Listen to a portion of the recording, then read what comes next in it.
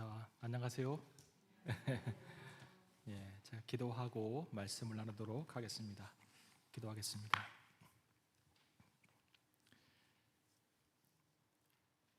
하나님 감사합니다. 우리에게 말씀을 주셔서 그 말씀 앞에 날마다 우리를 비추어 보게 하시니 감사합니다.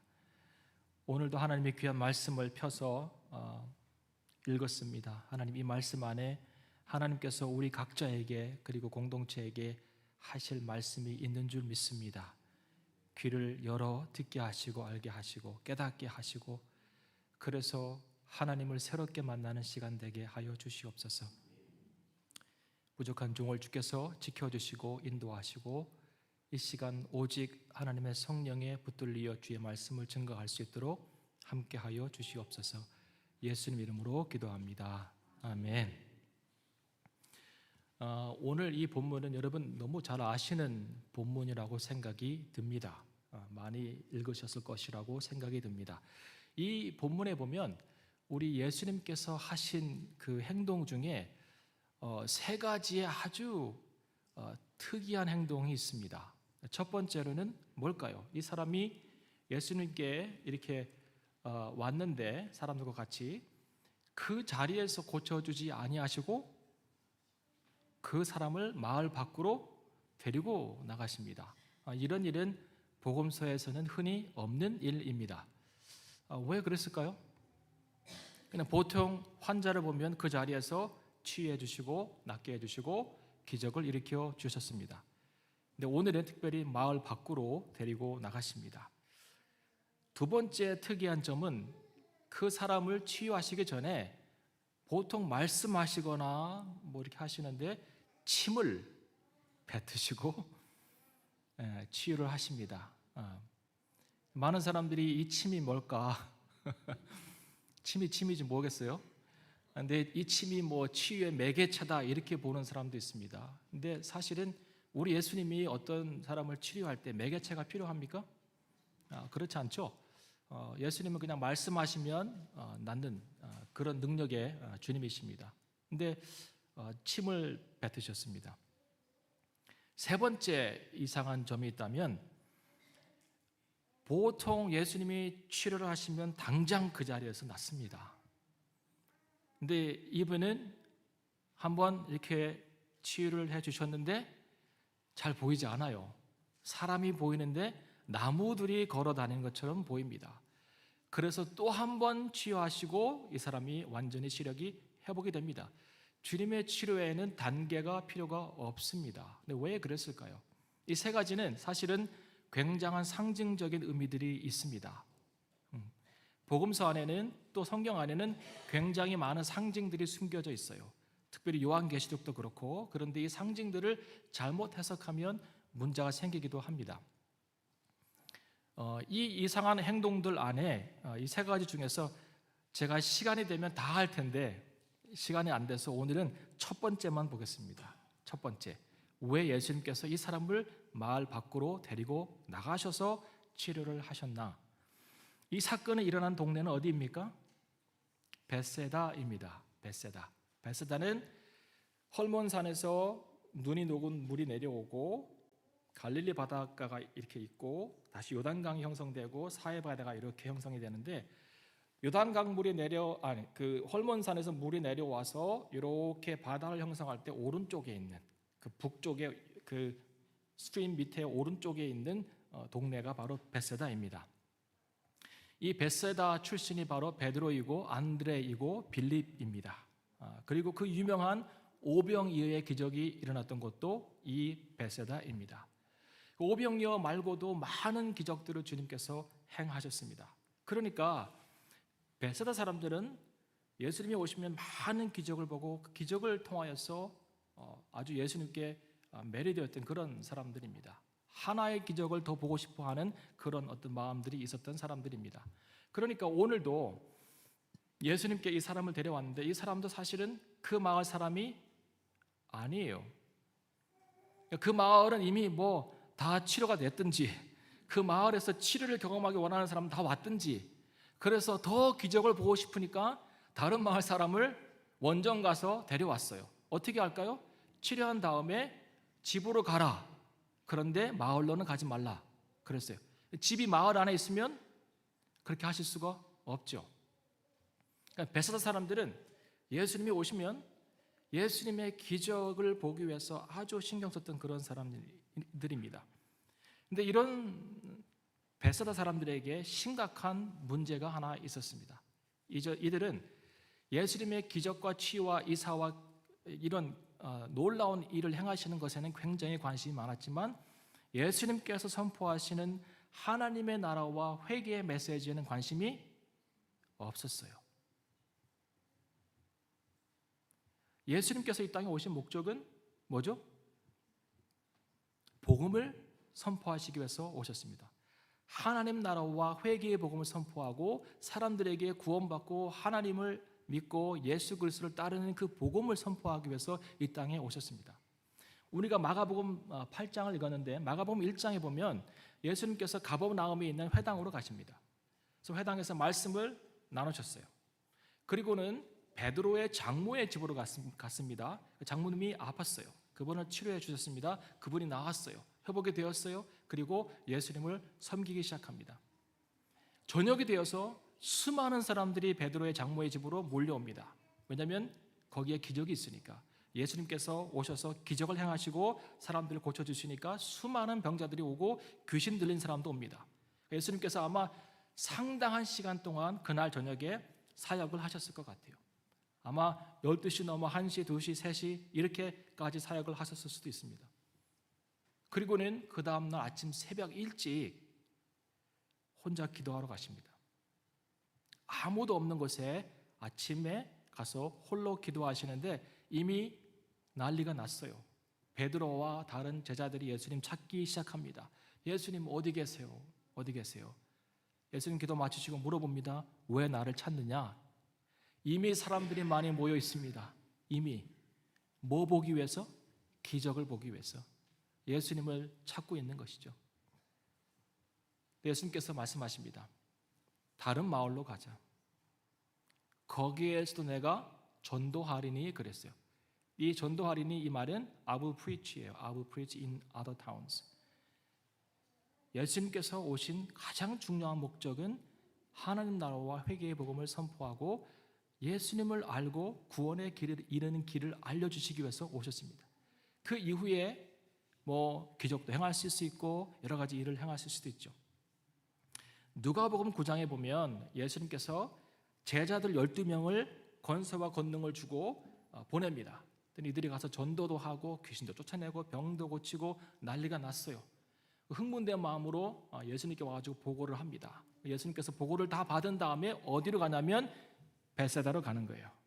그리고 그 이후에 오병이어의 기적이 일어납니다. 그런데 성경은 이렇게 말합니다. 예수님께서 베세다에 오셨을 때 무리들이 그를 환영했는데 예수님께서 하시는 것은 뭐냐면 하나님 나라의 복음을 먼저 선포하고 그 다음에 병자들을 고쳐주셨습니다. 하나님 나라의 복음을 먼저 선포하시는 것이 그분의 가장 중요한 목적이었고 그 이후에 병자들을 고쳐주시고 치료를 하셨습니다. 그래서 예수님의 사역의 중심은 핵심은 회개의 복음, 하나님 나라의 복음을 선포하는 것인데 베세다 사람들은 기적에만 관심이 있었어요. 하나의 기적을 더 보기 위해서 병자들을 데려오는데 관심이 있었습니다. 그런데 회개하진 않았고 그리고 돌이키진 않았고 예수님을 따르는 회개의 길을 걷지 않았고 하나님 나라의 가치를 살아가는 그런 길은 걷지 않았습니다. 어떻게 알 수 있을까요? 아까 제가 9장에서 오병이의 기적을 예수님께서 행하셨다고 했는데 10장 13절 14절에 이런 말씀을 예수님께서 하십니다. 화 있을진저 고라시나 화 있을진저 베세다야 너희에게 행한 모든 권능과 기적을 두로와 시돈에서 행하였더라면 벌써 그들이 베옷을 입고 제에 앉아서 회개했을 것이다. 그런데 너희는 회개하지 않고 있다 이 말입니다. 베세다 사람들이 예수님 환영했어요. 예수님 어서 오세요. 언제든지 오세요. 오셔서 많은 기적을 행해 주세요 라고 환영했지만 그들이 예수님을 환영하는 이유는 하나의 기적을 더 보기 위한 것이었고 회개하고 예수님의 복음을 받아들이고 하나님 나라의 백성을 삶을 살아가는 것은 원치 않았다는 것입니다. 이것이 예수님께서 그 마을에서 더 이상 기적을 행하시지 않으셨던 이유입니다. 그 데려온 병자, 그 마을에는 사람이 더 이상 없으니까 다른 동네까지 가서 사람을 데려와서 한 번 더 기적을 보기 원하는 그 사람들의 얄팍한 마음을 예수님 아시고 그 사람을 데리고 마을에서 나와서 치료하신 거예요. 더 이상 나를 따라다니는데 내가 원하는 믿음의 삶이 아니라 내가 주는 무엇인가에 관심이 있는 사람들과는 상관하지 않겠다, 이 말입니다. 그것이 예수님께서 그를 데리고 나와서 사람들이 없는 곳에서 치료하신 이유입니다. 여러분, 이런 현상은 오늘날 교회 안에도 있습니다. 사람들이 왜 교회를 올까요? 다양한 이유가 있을 수 있습니다. 제가 만나봤던 분들은 대부분은 예수님을 만나고 예수 그리스도의 복음을 듣고 회개하고 그래서 정말 예수님의 제자가 되고 싶어서 오는 사람도 많이 있지만 그렇지 않은 사람도 있습니다. 제가 만났던 많은 목사님들은 대부분 주의 복음을 선포하지만 그러나 강단에서 주의 복음이 아닌 다른 복음이 선포되는 것도 많이 들었습니다. 여러분, 교회가 성장하려면 사람들을 많이 불러 모으려면 복음이 아닌 다른 것에 사역에 초점을 두어야 한다고 하는 얘기가 지금 나옵니다. 복음은 사람을 불편하게 하기 때문에 그렇습니다. 그런데 그 불편함이 우리에게 구원을 줍니다. 요한 웨슬레 목사님이 자기 제자들에게 그들이 설교를 마치면 항상 물어보는 것이 있었습니다. 뭔지 아십니까? Did it go well? 너 잘했냐? 이게 아니에요. How many people did you upset? 얼마나 많은 사람들을 화나게 했냐 이 말입니다. 주의 말씀으로. How many people did you upset in your preaching? 우리는 사람들을 편하게 하고 교회 와서 어떻게 하든지 거기에 일원이 되어서 교회의 사람으로 만들기 위해서 다양한 것들에 관심이 많고 그것들을 제공하는데 사실은 복음이 없는 교회는 교회가 아닙니다. 그래서 요즘은 사실은 교회가 복음을 이야기하는 것이 아니라 religious consumerism을 더 많이 얘기하고 있어요. 그러니까 사실은 교회에 보면 예수님의 제자를 만들어내는 것보다 커스터머를 많이 만들어내고 있어요. 커스터머 뭔지 아시죠? 클라이언트. 와서 서비스를 제공받고 거기서 만족을 누리면 또 오는 거예요. 앤드류 펠로우스라고 하는 사람이 이런 책을 썼습니다. 아주 요즘에 이벤젤리컬 사이드에서 굉장히 유명한 책 중에 하나인데 Smuggling Jesus Back into the Church. Smuggling Jesus Back into the Church. 이 말이 뭐예요? 스머글링이 뭐예요? 드러그 스머글링 아시죠? 스머글링 드러그. 옛날에 스머글링 더 바이블 해가지고 성경을 가방에 싸가지고 공산국가나 무슬림 국가에 가져가는 그런 일들은 했습니다만은 스머글링이 밀반입이잖아요. 밀반입 몰래 갖고 들어오는 게 스머글링이에요. 그런데 이 사람이 책을 썼는데 Smuggling Jesus Back into the Church. 예수님을 다시 교회 안으로 밀반입해야 된다는 거예요. 공개적으로 얘기하면 안 되니까 몰래 사람들이 모르는 방법으로. 이 말의 전제는 뭘까요? 이 책의 큰 전제는 뭘까요? 예수님이 교회 안에 안 계실 수도 있다는 거예요. 그러니까 몰래 그분을 다시 모셔드려야 된다는 얘기를 하고 있는 거예요. 이론적으로 보면 예수님이 교회를 떠날 수 있나요? 그럴 수 없죠. 아니 언약 백성 관계 안에서 내가 너희와 늘 함께 하리라 말씀하셨고 마태복음 28장의 마지막 부분에 그리고 그분은 교회의 머리가 되세요. 머리가 없으면 어떻게 해요? 그러니까 이론적으로 신학적으로 그분은 교회를 떠날 수가 없는 분이고 약속을 지키시는 분입니다만은 성경 안에 한 신뢰가 있어요. 에스겔서를 보면 제가 룻기 강해할 때도 말씀을 드렸는데 에스겔 10장 18절에 보면 하나님의 영광이 성전에서 떠나서 그룹들 가운데 머물러 있습니다. 에스겔서를 펴보시겠어요? 에스겔서 먼저 8장을 한번 보겠습니다.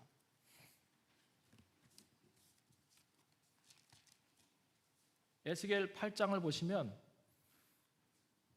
성전 안에 8장 5절에 보시면 투기의 의상이 서 있다고 그랬어요. 근데 이건 이제 하나의 우상이고 그 성전 안에 8장 9장을 보면 수많은 우상들이 그 성전 안에 서 있는 것을 볼 수 있습니다.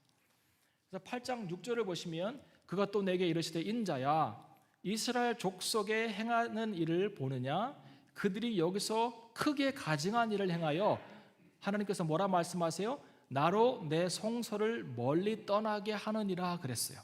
그러니까 성전 안에 우상의 이미지가 서 있고 우상의 그림들이 그려져 있고 거기에서 유다의 장로들도 여인들도 우상 숭배를 하고 있으니까 하나님께서 거룩한 성전에 계실 수 없는 것이죠.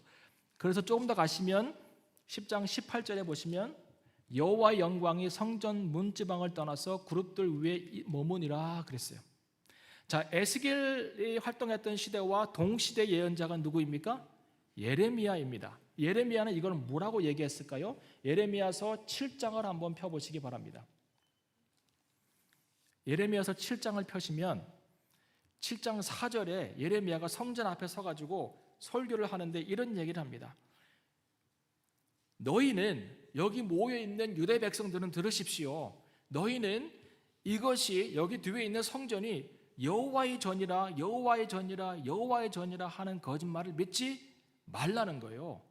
아니 지금 성전 앞에서 설교하면서 그 성전이 여호와의 전이라고 가리키는 사람들한테 너희가 여호와의 전이라고 하는 이 거짓말을 믿지 말라는 거예요. 왜 이것이 더 이상 여호와의 전이 아닐까요? 여호와가 안 계시니까. 여호와가 성전 안에 안 계시니까 여호와의 전이 아니고 이것은 그냥 하나의 빌딩인 것이죠. religious building이 된 것이죠. 하나님이 안 계시는 그것은 그냥 빌딩인 것이죠. 다시 그 Smuggling Jesus Back into the Church라고 하는 그 책을 보면 그 책은 한 가지 질문을 시작합니다. 교회가 어찌하여 이렇게 망가졌는가? 라고 하는 질문을 합니다. 왜 교회가 이토록 망가졌는가? 거기에서 많은 이야기를 이분이 하시는데 제가 세 가지만 얘기해 드릴까요? 첫 번째로는 cultural conformity. 교회가 세상의 문화를 따라가는 거예요. 교회는 the church is in the world. 는 맞아요. 세상 가운데 있죠, 그죠? 그리고 우리가 세상에 빛이 되어야 합니다. 근데 the church is not of the world. 교회가 세상에 속한 것은 아니에요. 교회 안에 있지만 교회는 세상에 속할 수 없고 교회는 세상 안에 있지만 세상에 영향력을 미치는 그런 곳이지 세상에 영향을 받아서는 안 되는 곳이 교회입니다. 근데 cultural conformity는 뭐냐면 세상의 컬처를 따라가서 교회와 세상의 차이점이 거의 없어지는 것을 이야기해요. 로마서 12장 2절은 뭐예요? 너희는 이 세대를 세상을 본받지 말고 오직 너희 마음을 새롭게 함으로 변화를 받아 하나님의 선하시고 기뻐하시고 온전하신 뜻이 무엇인지 분별하라 그랬어요. 그러니까 하나님께서 이 시대를 향하여서 우리에게 행하신 선하시고 기뻐하시고 온전한 뜻이 무엇인지를 분별하여서 세상을 닮아가지 않고 오히려 세상을 거룩하게 만드는 공동체가 되어야 하는 것이 교회입니다. 근데 교회는 세상과 별반 다름이 없이 그렇게 보여지고 있어요. 그 중에 이 사람이 지적하는 것이 뭐냐면 celebrity culture. 교회가 마치 몇몇의 대형 교회가 다인 것처럼 몇몇의 이름 나 있는 목사나 몇몇의 이름 나 있는 워십 리더들이 그 모든 기독교를 대표하는 것처럼 그렇게 되어 있고 그들이 존경받고 하나님보다 더 칭송을 받고 하는 것을 보면 가슴이 아픕니다. 여러분, 우리가 갖고 있는 이 말씀, 우리가 알고 있는 이 순전한 복음, 이것은 몇몇의 셀러브리티 프리처들이 알려준 것은 아니에요. 역사 이래로, 교회 역사 이래로 수많은 순교자들이 여러분과 저같이 정말 ordinary believer들이 그냥 보통 사람들이 여호와 열심에 붙들려서 그 한 세대를 믿음으로 살아갔을 때 그 다음 세대가 그 신앙을 본받고 그래서 이 믿음이 전해져 온 것이에요. 오늘 권사님 기도하셨던 것처럼 이 아이들이 없으면 우리의 존재 가치가 없는 것이죠. 교회를 제가 많이 다녀봤어요. 저희 학교 일 때문에도 그렇고 그래서 대형 교회도 많이 가고 한국뿐만 아니라 여러 나라의 대형 교회들을 많이 가봅니다. 한결같은 공통점은 아주 깔끔해요. 예배가 너무 화려하고 멋있고, 건물도 딱 들어가면 압도돼요. 건물도. 그리고 스크린이 정말 디지털 스크린이 와이드해가지고 여기서 막 굉장한 것이 나오고, 찬양팀 오늘 정말 은혜 받아가지고 눈물을 펑펑 흘리면서 예배 드렸습니다만은, 찬양팀과 오케스트라가 같이 연주하는 그 예배 안에 있으면 와, 내가 어디에 있나 이런 생각이 들어요. 막 가끔씩 젊은이 나와가지고 퍼포먼스하고 댄스하고 200~300명의 찬양대가 코러스를 부르면 정말 감동이 되고 그러는데, 거기에 성령이 계시나 하는 질문들을 많이 하게 됩니다. 다윗이 밧세바를 범하고 회개했을 때 지은 시가 시편 51편인데 거기에서 다윗이 이런 얘기를 합니다. 하나님께서 기뻐하시는 제사는 상한 심령이라. 상한 심령. 상한 심령으로 와가지고 하나님, 내가 오늘도 거룩에 실패했는데 하나님의 크신 은혜로 나를 붙들어 주시니 내가 용기 내어 주 앞에 나옵니다. 눈물이 안 흘릴 수가 없잖아요. 이 예배를 하나님께서 받아주십니다. 저는 어느 순간인가 목회를 하면, 지금은 목회 전선이 조금 떨어져 있지만 학교에서 일을 하고 있지만, 목회를 할 때는 매일 기도가 하나님 이번 주에 많이 오게 해주세요 이런 기도 안 했어요. 한 번도. 저는 몇 명이 앉아있든지 상관없어요. 리바이벌 아카데미 할 때도 권사님 2명만 있으면 돼요, 1명만 있으면 돼요. 그냥 하면 돼요. 숫자는 중요하지 않아요. 제가 가장 중요하게 여기고 기도했던 것은 뭐냐면 하나님의 임재예요. 하나님 임재. 우리가 예배할 때 그냥 단순히 목사님이 여기 오늘 하나님이 계십니다라고 얘기하니까 하나님이 계신 것이 아니라, 하나님의 임재를 우리 모두가 느낄 수 있는, 한 사람이 아니라 몇몇이 아니라 우리가 공동체로서 하나님의 임재를 정말 느낄 수 있는 그런 예배를 저는 소원하고 항상 기도했어요. 한국 교회를 목회하든 영국 교회를 목회하든. 여러분, 영국에서 가장 빨리 성장하는 교회가 뭔지 아십니까? 종교가 뭔지 아십니까? 퍼센테이지로 보면 숫자 말고, 숫자는 무슬림일 수 있어요. 그런데 가장 많이 성장하는, 가장 빨리 성장하는 퍼센테이지로 성장하는 종교는 놀랍게도 페이거니즘입니다. 페이거니즘. 무속신앙. 100%, 150% 성장했어요. 2011년 센서스와 2021년 센서스를 비교해보면 150% 이상 성장했어요. 그럼 왜 그럴까요? 과학이 발달하고 미디어가 발달하고 이런 시대에 사람들이 하나님을, 종교를 떠날 거라고 생각하잖아요. 그런데 오히려 페이거니즘은 성장하고 있습니다. 왜 그러냐면 이유는 간단해요. 그들이 모였을 때 그들 가운데 그들의 신을 만나는 경험이 있어요. 종교 행위를 할 때 그들이 막 신접한 행위를 하고 이렇게 구슬하고 뭘 할 때 거기에 인카운터링이 있어요. 인카운터링이, 만남이 있다고요. 신접함이 있어요. 그러면 우리가 한번 생각해 보세요. 우리가 하나님의 백성으로서 하나님께 예배하기 위해서 이 자리에 나와서 예배할 때에 어느 한 순간에 한 포인트, 아니면 예배 전체가 내가 하나님의 성령을 만나고 경험하고 하는 그런 은혜가 있습니까? 사람들이 교회는 안 오지만 여전히 종교심은 있습니다. 릴리지오시티가 있어요.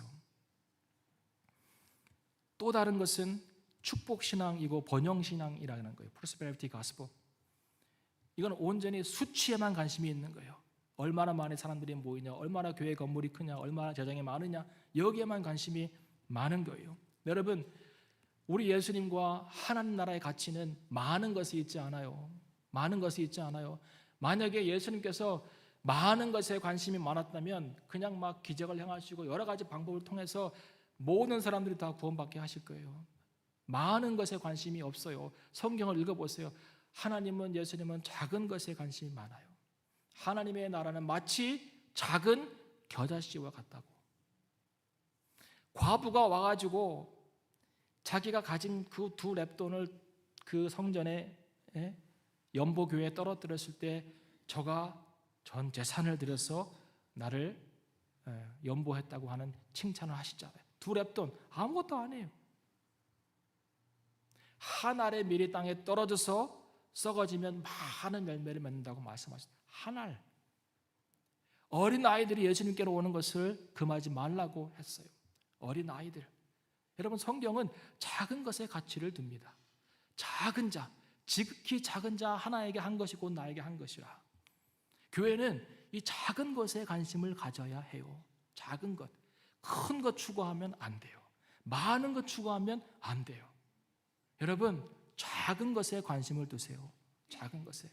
그 작은 것에서 성공하고 관심이 있어서 그것을 통해서 하나님을 잘 섬기면 하나님께서 더 많은 것도 채워주실 거예요. 그것이 달란트 비유의 의미입니다. 기독교 실용주의, Christian pragmatism, what is working is good. 뭔가 잘 되고 있는 것이 선하다고 생각하는 거. 그 다음에 what is beneficial is good. 내가 이렇게 뭔가 베네핏을 받고 이렇게 이익이 있는 것은 선하다고 생각하는 거예요. 그런데 그것도 틀린 거예요, 사실은. 여러분, 잘 되는 게 복입니까? 나에게 뭔가 많은 것이 주어지는 게 복입니까? 그렇지 않을 수 있어요. 성경은 여전히 성도의 삶 가운데 고난이 있고 고난의 유익에 대해서 굉장히 많은 이야기를 합니다. 로마서 8장, 너희가 그리스도와 같이 호사인데 너희가 그분과 함께 영광을 받기 위해서 그분의 고난에 참여할 것을 이야기하고 있어요. 시편 119편 71편에 보면 71절에 보면 이런 얘기가 있어요. 내가 고난당한 것이 뭐라고요? 내가 고난당한 것이 유익이라. 이로 인하여 내가 주의 율례를 배우게 되었나이다. 뒤집어 보면 고난이 없으면 주의 말씀을 깨닫지 못했다는 거예요. 성도 삶 가운데 잘 되는 거, 유익되는 거 좋을 수 있어요. 근데 그게 다 선한 것은 아니에요. 근데 마치 잘 되고 축복이 있고 그러면 어려움을 겪고 있는 형제자매는 뭐냐고요? 하나님의 합력하여 선을 이루어 가시는 그 말씀은 어디에 있냐고요? 잘 되는 것만 추구하면. 제가 합력에 대해서 얘기했잖아요, 룻기 할 때. 교회가 비본질적인 사역을 하느라고 본질을 놓치고 있다고 이야기해요. 많은 프로그램을 돌리고 많은 행사를 하고 거기에서 기쁨을 누리고 우리가 잘하고 있다고 생각하고 있는 이 착각, 거기에서 마치 구원을 행위로 얻을 수 있는 것처럼 생각하는 것도 착각. 우리 교회가 행사를 많이 하고 있고 사람들이 많이 모이니까 우리가 사역을 잘하고 있다고 하는 것도 착각. 자, 이런 세속주의의 위험이 뭘까요? 세속주의의 위험은 딱 한 가지예요. 하나님을 존중하지 않고 그분의 복음과 말씀에 복종하지 않으면서 종교적 활동에만 빠져 있는 거예요. 교회가 자꾸 자기 할 일을 하는 거예요. 계속해서 반복적으로. 여러분, 말라기 1장을 보시면 하나님께서 화가 나 계십니다. 말라기 이후에 선지자를 안 보낸 이유가 여기 있어요. 예루살렘이 멸망당하고 포로를 끌려갔다가 70년 만에 돌아오고 그래서 성전을 건축하고 성전 건축이 20년이 걸립니다. 학개를 보내서 에스라를 보내서 계속 이야기하죠. 너희는 좋은 집에 살면서 어찌하여 하나님의 전은 건축하지 못하느냐라고 책망을 합니다. 그래서 결국은 성전을 짓죠. 성전을 지었는데 굉장히 작은 성전을 지었어요. 그 이전 성전의 영광을 봤던 장로들은 눈물을 흘립니다. 성전이 완성되었다고 하는 것은 성전의 기능이 회복되었다는 거예요. 제사와 절기를 지키기 시작합니다. 그런데 하나님께서 화가 나신 이유는 제사와 절기의 기능이 회복되어서 성전에서 종교 행사를 하는데 그들의 종교 행사가 타락했어요. 첫 번째는 하나님께서 이 말씀하십니다. 너희가 어찌하여 더러운 떡을 내 상에 올려놓느냐. 이 더러운 떡의 의미가 뭘까요? 더러운 떡? 뭐 묻은 떡? 아니에요. 다른 우상에게 드렸다가 갖고 나온 떡이에요. 어떻게 하나님께 우리의 삶의 우선순위요 가장 중요하신 그분 앞에, 내 생명의 근원인 그분 앞에 다른 우상에게 드렸던 떡을 갖다 놓습니까? 이 형식만 남은 거예요. 제물의 조건이 뭔지 아십니까? 제물의 조건은 흠도 없고 점도 없는 것이 제물의 조건인데 눈먼 것, 저는 것, 병신 같은 것을 갖고 왔다고 하는 것을 말씀하십니다. 그러니까 종교적 행위는 하지만 하나님에 대한 존경은 없고 율법에 대한 순종은 없고 종교의 행위만 반복하고 있는 것이죠. 그러니까 1장 10절에서 하나님께서 말씀하십니다. 너희들 중에 누가 성전 문을 닫아가지고 너희가 헛되이 제사 드리고 절기를 지키는 것을 안 했으면 좋겠다. 왜냐하면 내가 너희를 기뻐하지 않는다 그랬어요. 너희 행위를 기뻐하지 않는다가 아니라 너희를 기뻐하지 않는다. 그런 세속주의에 빠져 있는 너희를 기뻐하지 않는다고 하나님께서 말씀하십니다. 여러분, 이런 세속주의로 인해서 종교의 행위에만 빠져 있는 것의 위험성이 뭘까요? 그것은 우리가 종교의 행위에 빠져서 그것을 반복적으로 하는 과정 가운데 하나님을 또 그의 말씀을 잃어버릴 수 있다는 거예요.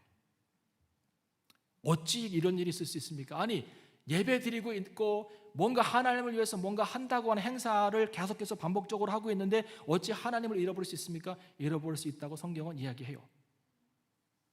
시편 51편을 50편을 한번 펴보시기 바랍니다. 시편 50편. 시편 50편을 보시면 4절에 이런 얘기를 합니다. 하나님께서 하나님이 그 백성을 판단하시려고 윗하늘과 아래 땅에 반포하여, 자, 지금 하나님께서 심판하시기 위해서 윗하늘과 아래 땅을 반포했습니다. 반포했다는 것은 오라는 거예요. 왜 그럴까요? 증인으로 삼는 거예요. 제가 얘기했죠. 룻기 할 때 하나님께서 땅과 하늘을 소환할 때는 반드시 심판이 있는 때예요. 이사야 1장 2절에 보면 하늘이여 들으라, 땅이여 귀를 기울이라 하면서 심판의 말씀을 하십니다. 왜냐하면 창조 이래로 하늘과 땅이 인간이 했던 모든 것을 다 알고 있기 때문에 심판의 증인으로 삼기가 좋아요. 근데 왜 둘이에요? 이스라엘 율법에 증인은 2명 이상이 되어야 해요. 그래서 땅과 하늘을 부르시는 거예요. 심판하시기 위해서. 요한계시록 20장에 보면 백보자 심판 안에 하늘과 땅이 증인으로 와 있어요. 그런데 그 앞에 있지 못하고 떠나버려요. 왜냐하면 하나님의 영광이 너무 크니까 거기에 있지 못하는 것이죠. 하여튼 하나님께서 심판하시기 위해서 그들을 부르시는데 7절을 보십시오. 8절을 보세요. 내가 너의 재물을 인하여는 너를 책망하지 아니하리니 내 번제가 항상 내 앞에 있음이라 그랬어요. 내가 너희들이 했던 제사와 절기를 통해서는 책망하지 않겠다는 거예요. 왜냐하면 너희는 항상 그것을 해왔다는 거예요. 종교적으로 반복하면서 쉼없이 했다는 거예요. 그런데 마지막 절을 보세요. 22절. 하나님을 잃어버린 너희여, 하나님을 잃어버린 너희여, 이제는 이것을 생각하라는 거예요. 그렇지 않으면 내가 찌질이니 건질 자가 없으리라.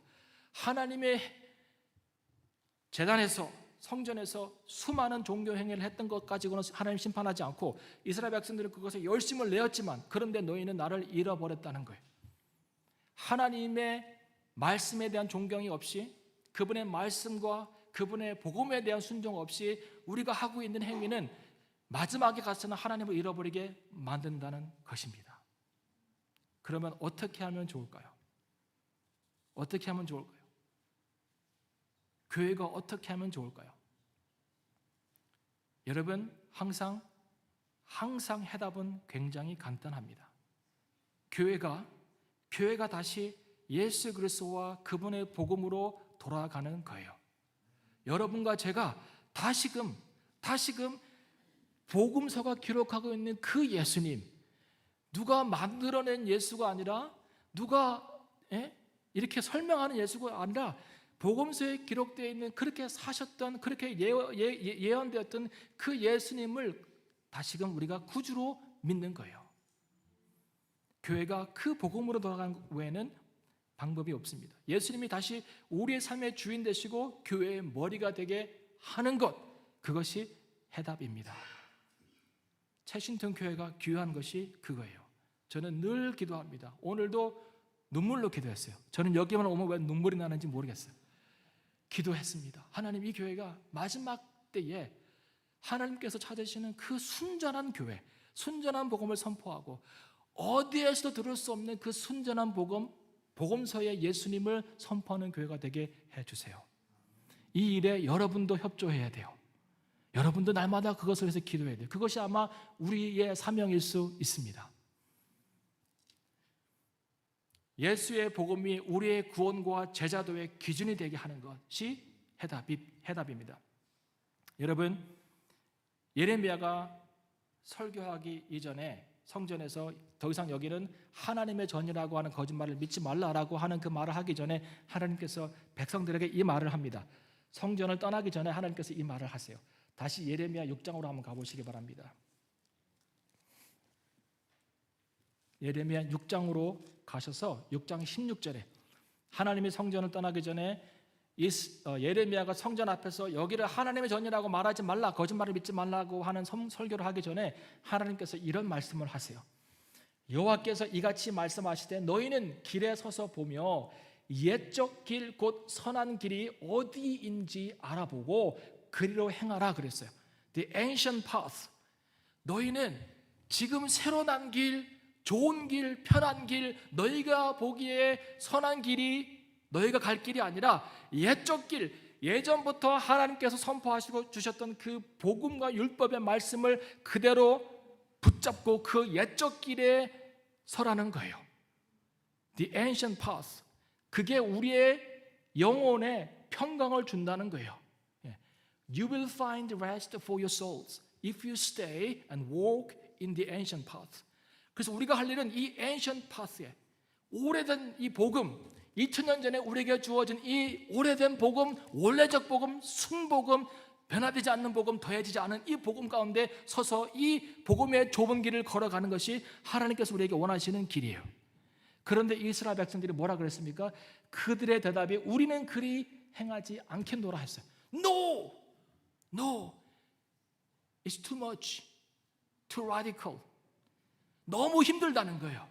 율법을 지키는 것이 너무 힘들다는 거예요. No, it is too complex.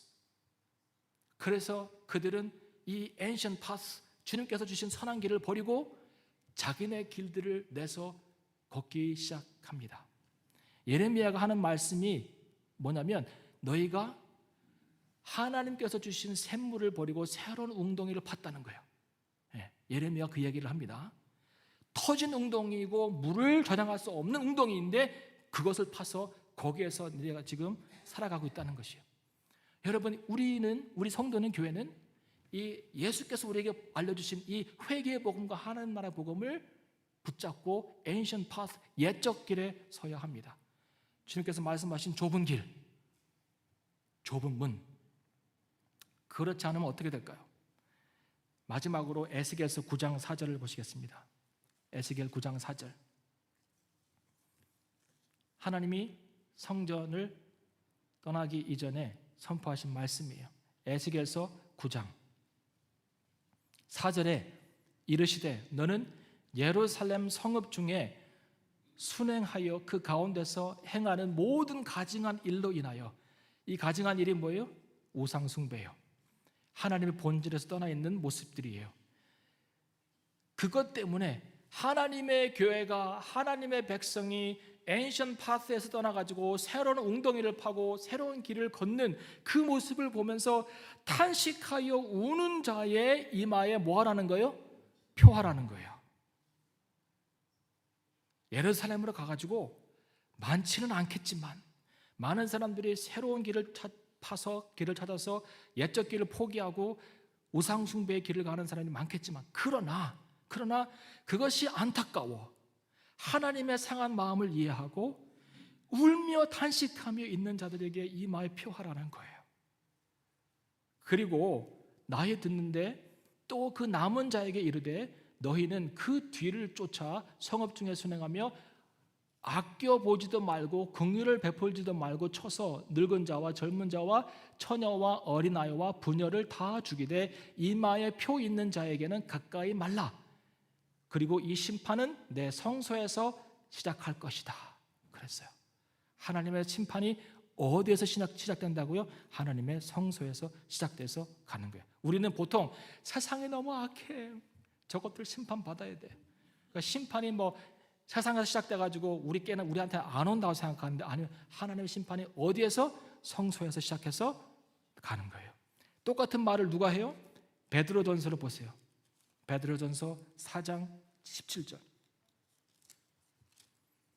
베드로전서 4장 17절을 보시면 하나님의 집에서 심판을 시작할 때가 되었나니, 심판이 어디 시작되는 거예요? 하나님의 집에서, 성소에서. 만일 우리에게 먼저 하면 하나님의 복음을 순종치 아니하는 자들의 그 마지막이 어떠하며 또 의인이 겨우 구원을 얻으면 경건치 않은 자와 죄인이 어디 서리요. 의인도 주님의 심판에 잣대로 보면 정말 겨우 구원을 받을 수 있겠거늘 하나님의 복음에 순종치 않고 죄인의 길에 서며 경건치 않은 자들은 어찌 서겠느냐 이 말이에요. 심판이 어디에서 시작된다고요? 성소에서, 교회에서. 우리 시대에 우리가 할 일이 뭐예요? 첫 번째로는 우리도 먼저 복음 앞에 온전히 서야 합니다. 기적과 이사와 축복받고 이런 것이 중요한 게 아니라 하나님께서 우리에게 주신 그 순전한 하나님 나라와 그 회개의 복음을 붙잡고 믿음으로 서는 것이 중요하고, 그리고는 또 하나 역할이 있다면 교회 안에서 일어나고 있는 많은 일들, 하나님의 백성들 사이에서 일어나고 있는 많은 일들을 놓고 탄식하며 우는 자가 되어야 합니다. 그럴 때에 주님께서 우리에게 인쳐주실 거예요. 내 백성이라고, 거룩한 백성이라고. 마지막 때에 악한 자들은 사단의 666표를 받겠지만 하나님께서 우리에게, 거룩한 성도에게 이 거룩함의 표시를 해주실 거라고 저는 믿습니다. 우리가 하나님 나라와 그 교회의 회복을 위해서 탄식하고 운다면, 하나님의 상한 마음을 이해하고 자복하고 통회하는 마음으로 하나님의 나라와 복음이 회복되기를 소원한다면, 여러분 최신전 교회 역할은 여기에 있다고 저는 생각합니다. 우세요, 탄식하세요. 하나님께서 기뻐하시는 제사는 상한 심령이라. 기도하겠습니다. 하나님 감사합니다. 오늘도 우리에게 하나님의 귀한 말씀을 들려주시고 다시금 예수께로, 다시금 복음 앞으로 설 수 있는 은혜와 용기를 주시니 감사합니다. 하나님, 우리를 도우소서. 우리의 연약함을 도와주시옵소서.